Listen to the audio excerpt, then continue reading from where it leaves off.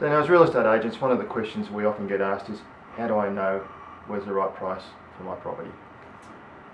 Quite simple. What tends to happen is once a property goes on the market, what we find is we start looking at what's happening with that particular property. After about a 10 to 14 day process, we'll quite quickly know where you are in the market. What will happen is we'll start looking at reports such as things that are on the internet. We'll have a look at how many people are physically clicking onto your particular property. We'll also see how many people may have actually phoned in on your particular property, inquiry rates and things like that. There's normally three outcomes that happens once a property's on the market.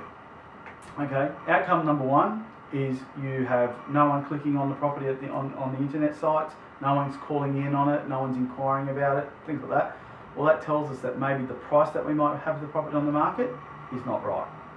It's not the perfect scenario, but that can sometimes happen. But unless you test the market, we're not going to know.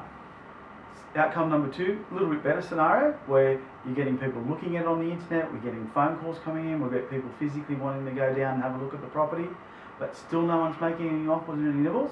Well, that's telling us that sometimes that the price may not be right.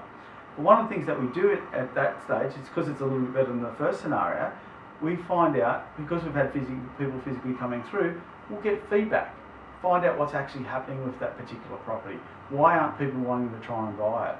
Could it be something that just the way that the property furniture might be placed, where it's not presenting the property in its best? That might be able to get changed. But if it's something that is nothing like that, well then we've got to look at, is it the price again? Okay, not the perfect scenario, but again, the whole idea is that it's about testing the property in stages. If no one buys it or no one's making any nibbles at that price, again, we may need to look at the asking price.